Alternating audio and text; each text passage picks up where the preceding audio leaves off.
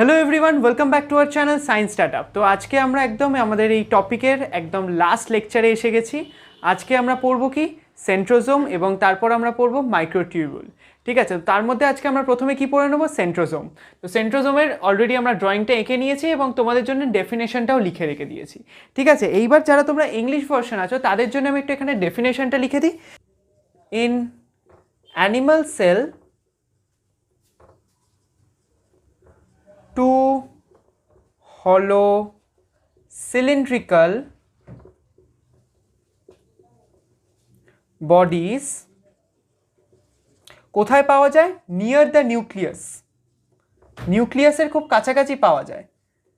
তাদেরকে কি বলে? তাদেরকে সেন্ট্রিওল বলে। সেন্ট্রিওল এখানে কোনগুলোকে বলছে, মানে এই দুটোকে সেন্ট্রিওল বলছে। এটা পুরো একটা সেন্ট্রোজোম, এই দুটো হচ্ছে কি centriole. Centriole that remain surrounded by cytoplasm, মানে এই সাইটোপ্লাজমটার কথা বলছে। ঠিক আছে, এবং help in the cell division is called centrosome. ঠিক আছে, ঠিক আছে। এবার তাহলে আমরা অলরেডি তোমাদের দুটো ভার্সনের জন্য কি আমি ডেফিনেশনসগুলো লিখিয়ে দিয়েছি, তো তোমাদেরকে একটুখানি বুঝিয়ে দিই। প্রথমেই যারা বাংলা ভার্সন আছো তাদের জন্য কি বলছে, প্রাণীকোষে নিউক্লিয়াসের কাছে অবস্থিত পর্দাবিহীন যে অঙ্গাণু কোষ বিভাজনের সময় ক্রোমোজোমীয় চলনে সাহায্য করে তাদেরকেই কি বলছে, তাদেরকেই বলছে সেন্ট্রোজোম। এবার তাহলে একটুখানি বোঝাই প্রাণীকোষে মানে কি। সেন্ট্রোজোম কিন্তু মেনলি হচ্ছে অ্যানিমাল সেলেই দেখা যায়, মানে প্রাণীকোষেই কিন্তু একমাত্র দেখা যায়। উদ্ভিদ কোষে একদমই দেখা যায় না। কিছু কিছু লোয়ার প্ল্যান্টস আছে সেখানে একমাত্র সেন্ট্রোজোম দেখা যায়, বাট মেনলি কিন্তু এটা অ্যানিমাল সেলেই দেখা যায়, প্রাণীকোষে নিউক্লিয়াসের কাছাকাছি। এবার আমরা সেন্ট্রোজোমের পজিশনটা কোথায়, নিউক্লিয়াস আছে না সেলের মধ্যে, যে নিউক্লিয়াস আছে ইউক্যারিওটিক সেল বা অ্যানিমাল সেলের মধ্যে, সেখানে কি নিউক্লিয়াসের কাছাকাছি খুব এগুলোকে আমরা দেখতে পাই। পর্দাবিহীন মানে কি, এটার কোনো পর্দা নেই, মানে কোনো মেমব্রেনাস নেই, মানে এটা কি নন মেমব্রেনাস। ঠিক আছে, যে অঙ্গাণু কোষ বিভাজনের সময় ক্রোমোজোমীয় চলনে সাহায্য করে। আমাদের তোমরা যখন আই থিঙ্ক তোমাদের হয়তো ক্লাস 10-এ আছে সেল ডিভিশন চ্যাপ্টারটা। সেল ডিভিশন চ্যাপ্টারে কি হয় তোমাদেরকে একটা ছোট্ট করে আমি বুঝিয়ে দিচ্ছি। অনেকগুলো এরকম করে ক্রোমোজোম হয়। ঠিক আছে, ঠিক আছে, এইগুলোই হচ্ছে কি ফাইনালি হচ্ছে কি দুটো ভাগে ডিভাইড করে, এইভাবে হচ্ছে দুটো ভাগে ডিভাইড করে।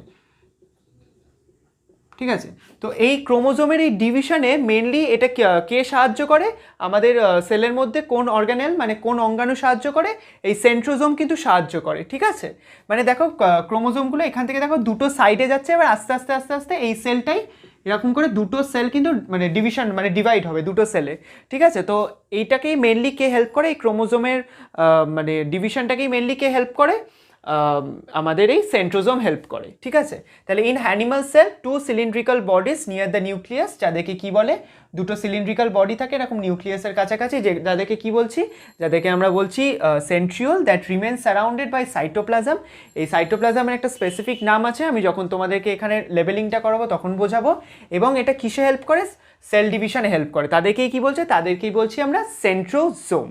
আচ্ছা, ঠিক আছে, তাহলে এবার তোমরা হয়তো আই থিঙ্ক হয়তো তোমরা ডেফিনেশনটা বুঝতে পেরেছো। এবার আমরা আসবো কিসে, এই পার্টটা যে লেবেলিংয়ে। ঠিক আছে, তো আমি একটু এই জায়গাটা একটু মুছলাম।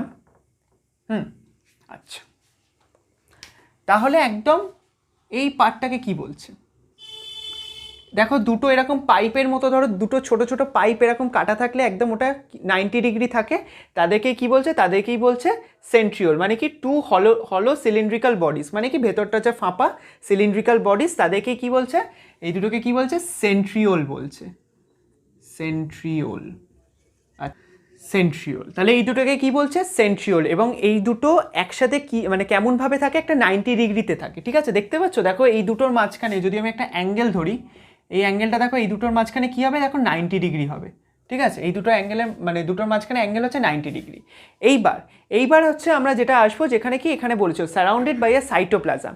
এই সাইটোপ্লাজমের একটা স্পেসিফিক একটা নাম আছে, যেহেতু কি এটা কিসের ডায়াগ্রাম হচ্ছে, সেন্ট্রোজোমের ডায়াগ্রাম। আমরা যখন নিউক্লিয়াসের যখন ড্রয়িংটা করেছিলাম বা নিউক্লিয়াস যখন আমরা টপিকটা আমরা পড়েছিলাম, নিউক্লিয়াসের ভেতর যে ফ্লুইডটা থাকে তাকে আমরা কি বলছি? তাকে আমরা বলছি নিউক্লিওপ্লাজম। ঠিক আছে, তেমন সেন্ট্রোজোমের ভেতর যে ফ্লুইডটা রয়েছে তাদেরকে আমরা কি বলছি? তাদেরকে আমরা বলছি সেন্ট্রোস্ফিয়ার। ঠিক আছে, কি বলছি আমরা? সেন্ট্রোস্ফিয়ার। আচ্ছা, তাহলে বুঝতে পারলে কি হলো? তাহলে দুটো সেন্ট্রিওল একে অপরের সাথে তাহলে কত ডিগ্রি অ্যাঙ্গেলে রয়েছে? 90 ডিগ্রি অ্যাঙ্গেলে রয়েছে। ঠিক আছে, তাহলে বুঝতে পারলে ডেফিনেশনটা। আচ্ছা, এরপর আমরা কিসে আসবো? এরপর আমরা আসবো এটার স্ট্রাকচারে। ঠিক আছে, তাহলে তোমরা লিখে নাও। এবার আমরা স্ট্রাকচারে তাহলে আসি। সেন্ট্রোজোমটা তোমাদের পরীক্ষার পয়েন্ট অফ ভিউ থেকে অতটাও ইম্পর্টেন্ট নয়, তো যদি এর ভেতর থেকে যদি প্রশ্ন আসে তাহলে দু একটাই আছে, এর বাইরে আসবে না। এরপর আমরা কিসে আসবো? এরপর আমরা আসবো সেন্ট্রোজোমের স্ট্রাকচারে। তো স্ট্রাকচারের প্রথম পয়েন্টটা কি বলছে একটুখানি আমরা দেখে নিই। প্রথম পয়েন্টটা বলছে the centriole are 2 in number which are tiny cylindrical bodies arranged at right angle to each other. এবার যারা তোমরা বাংলা ভার্সনে আছো তাদের জন্য আমি একটুখানি লিখে দিই। সেন্ট্রোজোমের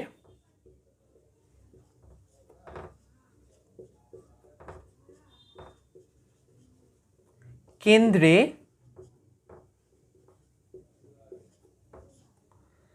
দুটি ফাঁপা পিপের মতো অংশ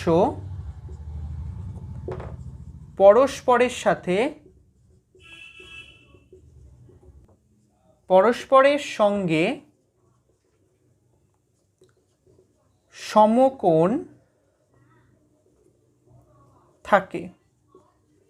আচ্ছা, ঠিক আছে, তাহলে এই যে তোমাদের যে পয়েন্টটা আমি যে লিখলাম এটা একটু তোমাদেরকে একটু ভালো করে বুঝিয়ে দিই। এই পয়েন্টটা অলরেডি আমরা তোমাদেরকে ডেফিনেশনে বুঝিয়ে দিয়েছিলাম, এছাড়াও এখানে একবার স্ট্রাকচারে বুঝিয়ে নিই। সেন্ট্রিওল আর 2 in নাম্বার, মানে কি এই যে সেন্ট্রিওলগুলো যেগুলোকে বলছে সেগুলো কি দুটো নাম্বারে হয়, মানে দুটো হয় মেনলি। ঠিক আছে, যেগুলো হচ্ছে টাইনি ছোট ছোট সিলিন্ড্রিক্যাল স্ট্রাকচার, ছোট ছোট হলো সিলিন্ড্রিক্যাল স্ট্রাকচার, মানে কি ভেতরটা ফাঁপা সিলিন্ডারের মতো structure.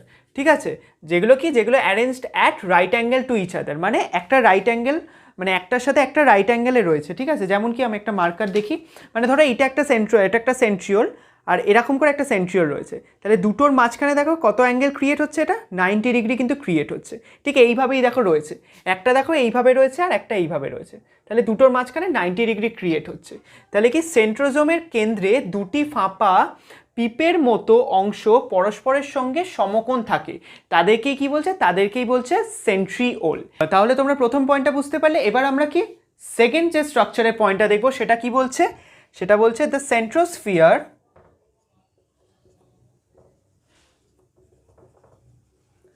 is the dense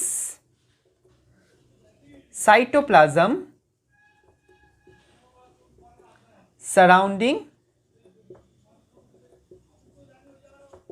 the centrioles।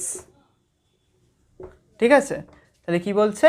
যারা তোমরা বাংলা ভার্সন আছো, সেন্ট্রিওলের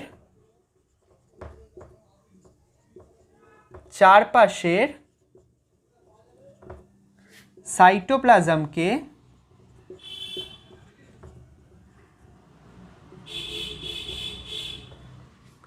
বলে কি? কাইনোপ্লাজম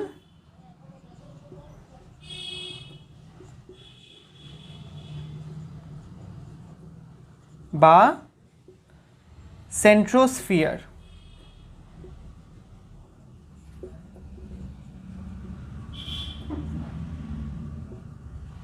সেন্ট্রোস্ফিয়ার। এই পয়েন্টটাও আমরা অলরেডি তোমাদেরকে ডেফিনেশনে বুঝিয়ে দিয়েছি কি বলছে, আর একবার তোমাদের এখানে বুঝিয়ে দিই।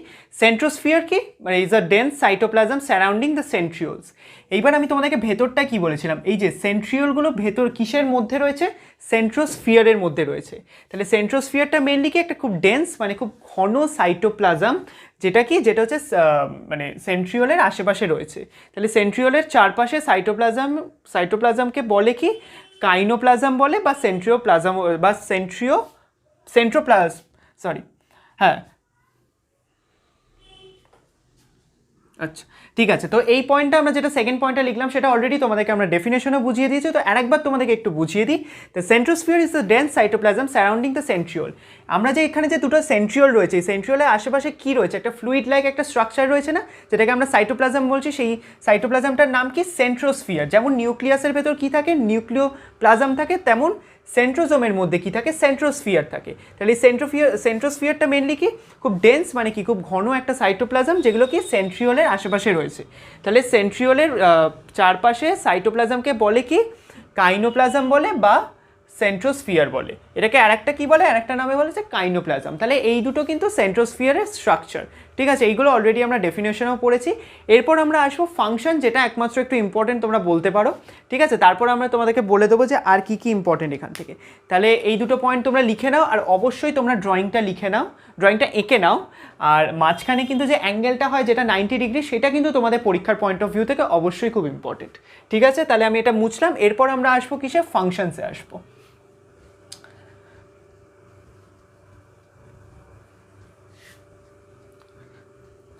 তোমরা আমার সাথে সাথে এই নোটসটা বানাতে থাকো, তাহলে তোমাদের খাতায় এই নোটসগুলো থেকে যাবে আর পরীক্ষার সময় পড়তে অনেকটা সুবিধা হবে। আচ্ছা, তাহলে ফাংশনসের মধ্যে যদি আমি প্রথম পয়েন্টটা দেখি, প্রথম পয়েন্টটা কি বলছে, সেন্ট্রোজোম হচ্ছে না, তাই একটু গুলিয়ে যাচ্ছে। Centrosome plays an important role during cell division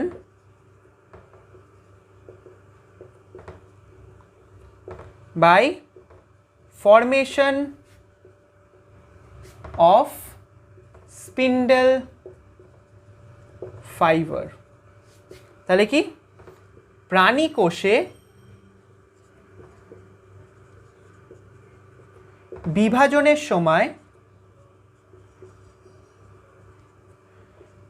সময় স্পিন্ডেল তন্তু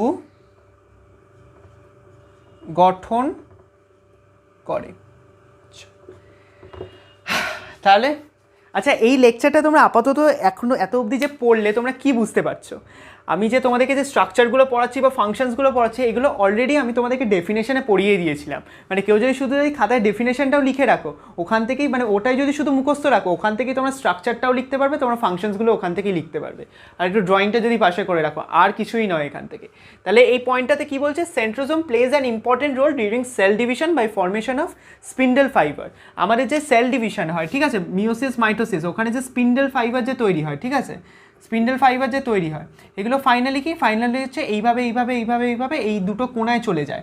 এবার এই স্পিন্ডেল ফাইবার যে তৈরি হচ্ছে না, ক্রোমোজোমের সাইডগুলোতে ক্রোমোজোম যে ভাগ হচ্ছে, স্পিন্ডেল ফাইবারে যে ফাইনালি যে ফর্মেশনসগুলো হচ্ছে, সেইখানে যে এই যে মুভমেন্টটাতে, ওটাতে কে হেল্প করছে, ওইটাতে হেল্প করছে সেন্ট্রোজোম। তাহলে কি, প্রাণী কোষে বিভাজনের সময় স্পিন্ডেল ফাইবার বা স্পিন্ডেল তন্তু গঠন করে, ঠিক আছে। বুঝতে পারলে, মানে স্পিন্ডেল ফাইবারে ফাইনালি ফর্মেশন হতে কে সাহায্য করে, ক্রোমোজোম থেকে স্পিন্ডেল ফাইবারে ফর্মেশন হতে কে সাহায্য করে, আমাদের সেন্ট্রোজোম সাহায্য করে। তাহলে হলো, এবার এখান থেকে কি কি ইম্পর্টেন্ট, অবশ্যই তোমরা ডেফিনেশনটা পড়ে রাখবে। ডেফিনেশনটা পড়লেই তোমরা স্ট্রাকচার প্লাস ফাংশন তোমরা দুটোই পড়তে পারবে বা দুটোই তোমাদের মনে থাকবে। এছাড়া আরেকটা কি পয়েন্ট পড়বে, তোমরা অবশ্যই ড্রয়িংটা কিন্তু করে নেবে। এবং এই ছোট ছোট দুটোকে কি বলে, এই দুটোকে সেন্ট্রিওল বলে। সেন্ট্রিওল কতগুলো হয়, দুটো হয়, এবং একটার সাথে একটা কততে থাকে, এরাম করে থাকে, মানে কি, অর্থাৎ 90 ডিগ্রিতে থাকে, ঠিক আছে। বুঝতে পারলে, আর স্পিন্ডেল ফাইবারের ফর্মেশনটাও এটাও তোমরা পড়ে রেখো, ফাংশনের দিক থেকে খুব ইম্পর্টেন্ট। এরপর আমরা আসবো কিসে, এরপর আমরা আসবো মাইক্রোটিউবিউল, ঠিক আছে। আর এটাই একদম আমাদের লাস্ট টপিক, এরপরই ভিডিওটা শেষ হবে আর এই চ্যাপ্টারটাও ফাইনালি। তাহলে এটা আমি মুছলাম, হ্যাঁ।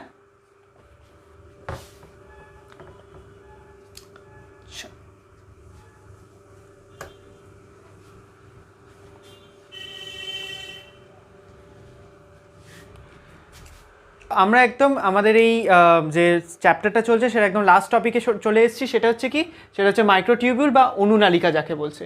অলরেডি আমি বাংলা ভার্সনদের জন্য ডেফিনেশনটা লিখে রেখেছি। এবার যারা তোমরা ইংলিশ ভার্সন আছো তাদের জন্য ডেফিনেশনটা লিখে দিই, তারপরে আমি তোমাদেরকে বোঝাবো যে এটার মানেটা অ্যাকচুয়ালি কী। তো এই দুটো কি, এই দুটো পরীক্ষার পয়েন্ট অফ ভিউ থেকে অবশ্যই খুব ইম্পর্টেন্ট নয় অতটাও, কিন্তু যেহেতু এটা বইতে আছে তাই জন্যে আমরা এটা পড়ছি।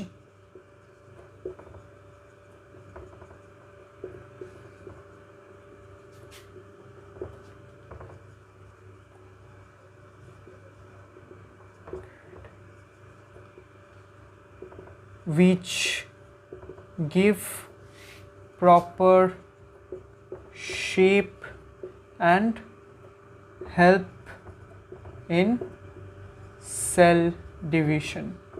আচ্ছা ঠিক আছে, তাহলে আমি এখানে লিখলাম ডেফিনেশনটা অলরেডি, তোমরা খাতায় এটা লিখে নাও। এবার একটু এটা তোমাদেরকে বোঝাই। প্রোটিন নির্মিত যে সাইটোস্কেলিটন ইউক্যারিওটিক কোষে দৃঢ়তা ও আকৃতি প্রদান করে, ঠিক আছে, ও কোষ বিভাজনে সাহায্য করে, তাদেরকে কি বলছে, তাদেরকেই বলছে অনুনালিকা বা microtubule. Cytoskeleton made up of protein found in eukaryotic sell which give proper shape and help in cell division. তার মানে কি, এখান থেকে কোন কোন পয়েন্টগুলো অবশ্যই খুব ইম্পর্টেন্ট, সেটা কি, সেটা হচ্ছে কি এটা প্রোটিন দিয়ে মেনলি তৈরি হয়। তাহলে মাইক্রোটিউবিউল কী দিয়ে প্রোটিন হয়, কী দিয়ে তৈরি হয়, প্রোটিন দিয়ে তৈরি হয়। এবং তোমাদের পরীক্ষার পয়েন্ট অফ ভিউ থেকে কোনটা ইম্পর্টেন্ট, কি প্রোটিন দিয়ে তৈরি হয়। প্রোটিন একটা স্পেসিফিক নাম আছে, সেটা হচ্ছে কি টিউবিউলিন প্রোটিন। সেটা অলরেডি আমরা স্ট্রাকচারে দেখবো যখন এরপরে আমি পড়াবো। তাহলে কি প্রোটিন দিয়ে নির্মিত সাইটোস্কেলিটন যেটা ইউক্যারিওটিক কোষে পাওয়া যায়, ঠিক আছে, যেটা কি কোষের দৃঢ়তা মানে কি, মানে একটা মেকানিক্যাল একটা সাপোর্ট দেয়, মানে কি মানে কোষে একটা কি সাপোর্ট দেয়, ঠিক আছে, ও তার আকৃতি বজায় রাখে, মানে কি, মানে কোষের একটা কি একটা ডেফিনেট একটা স্ট্রাকচার আছে, মানে শেপ অ্যান্ড সাইজ আছে, তো সেটা বজায় রাখতে এটা সাহায্য করে। এবং এটা ফাইনালি কিসে হেল্প করে, সেল ডিভিশনে হেল্প করে। ঠিক যেমন মানে সেন্ট্রোজোমটা করছিল, ঠিক আছে, ঠিক তার মতোই এটাও সেল ডিভিশনে হেল্প করে। তাহলে কি cytoskeleton made up of protein found in eukaryotic sell which give proper shape, মানে কি প্রপার একটা শেপ দেয়। তাহলে যেগুলো ইম্পর্টেন্ট সেগুলো কি একটু আমি তোমাদেরকে ব্ল্যাক দিয়ে আন্ডারলাইন করে দিচ্ছি, যেগুলো তোমাদের পরীক্ষার পয়েন্ট অফ ভিউ থেকে ইম্পর্টেন্ট। যেমন কি কোন প্রোটিন, এই প্রোটিনের একটা স্পেসিফিক একটা নাম আছে, সেটা হচ্ছে কি টিউবিউলিন প্রোটিন, ঠিক আছে,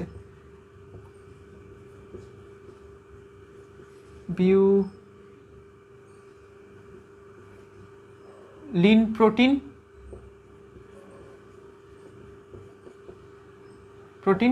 ঠিক আছে। তাহলে এইগুলো খুব ইম্পর্টেন্ট। তাহলে কি সাইটোস্কেলিটন যেটা কি একটা প্রোটিন দিয়ে তৈরি, সেটা কোন প্রোটিন, যেটা পরীক্ষার পয়েন্ট অফ ভিউ থেকে ইম্পর্টেন্ট, টিউবিউলিন প্রোটিন।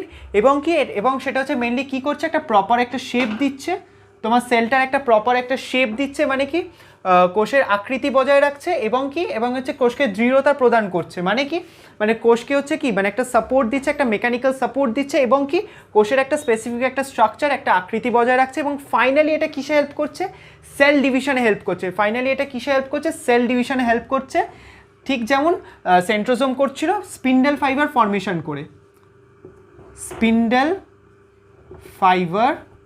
ফর্মেশন করে, ঠিক আছে, অর্থাৎ স্পিন্ডেল তন্তু ফর্মেশন করে এটা কিন্তু সেল ডিভিশনে কিন্তু হেল্প করছে, ঠিক যেমন সেন্ট্রোজোম হেল্প করছিল, ঠিক আছে। টিউবিউল থেকে এইগুলোই হচ্ছে মেনলি ইম্পর্টেন্ট। এছাড়াও কোনটা বেশি ইম্পর্টেন্ট, এইগুলো হচ্ছে সেম, যেমন সেন্ট্রোজোম আছে তেমন কি ছোটো, তেমন মাইক্রোটিউবিউল মানে কি অনুনালিকাও হলো সিলিন্ডার দিয়ে তৈরি হয়, ঠিক আছে, মানে কি একের পর এক এরকম করে ছোটো ছোটো হলো সিলিন্ডার পরপর থেকে কিন্তু একটা সেন্ট্রোজোম কিন্তু তৈরি হয়, ঠিক আছে। তাহলে বুঝতে পারলে, আচ্ছা, এইগুলোই কিন্তু খুব ইম্পর্টেন্ট, এখান থেকেই হচ্ছে মেনলি প্রশ্ন আসবে। এছাড়াও যদি আমরা এর ফাংশনসে দেখতে চাই, তাহলে ফাংশনসে কী হবে, প্রথম ফাংশনটা দেখবো যে এটা সেল ডিভিশনে সাহায্য করে, ঠিক আছে, মানে কি কোষ বিভাজনে সাহায্য করে। আর সেকেন্ড ফাংশনটা যদি দেখতে চাই, তাহলে কি কোষের দৃঢ়তা ও আকৃতি কিন্তু একটা প্রদান করে, আকৃতি বজায় রাখে, ঠিক আছে, মানে কি একটা সেলকে একটা প্রপার শেপ এবং মেকানিক্যাল কিন্তু সাপোর্ট দেয়, ঠিক আছে। তাহলে এই দুটো হচ্ছে এটার ফাংশন হলো।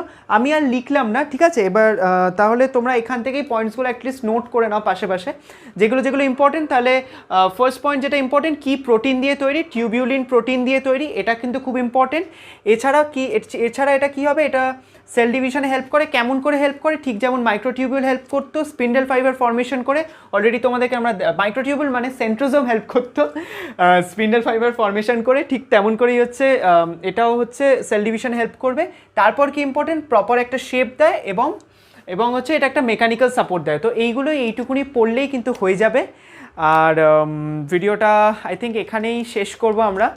আমরা প্রায় সবকটা সেল অর্গানেল মানে কোষীয় অঙ্গাণু পড়ে নিলাম। আশা করছি তোমাদের হয়তো ভালো লেগেছে এই পুরো সিরিজটা। অনেক দিন ধরে এই সিরিজটা বেশ চললো, আমারও বেশ পড়াতে খুব ইন্টারেস্ট একটা পেলাম, যে অনেক কিছু জানতে পারলাম, অনেক কিছু শিখতে পারলাম, তো বেশ ভালো লাগলো। আর তোমরা পড়তে থাকো, ভালো করে পড়াশোনা করো, আর কোথাও যদি কোনো প্রবলেম হয় অবশ্যই কমেন্ট করে জানিও, আমরা সেই কমেন্টের রিপ্লাই দেবো। থ্যাংক ইউ সো মাচ পুরো আমাদের এই সিরিজটাতে আমাদের সাথে থাকার জন্যে, আমাদের এই ভিডিওগুলো দেখার জন্যে। আবার পরের চ্যাপ্টারে দেখা হচ্ছে খুব তাড়াতাড়ি, টিস্যু বা কলা, এই চ্যাপ্টারটা। ঠিক আছে, থ্যাংক ইউ সো মাচ, পড়াশোনা করতে থাকো, বাই।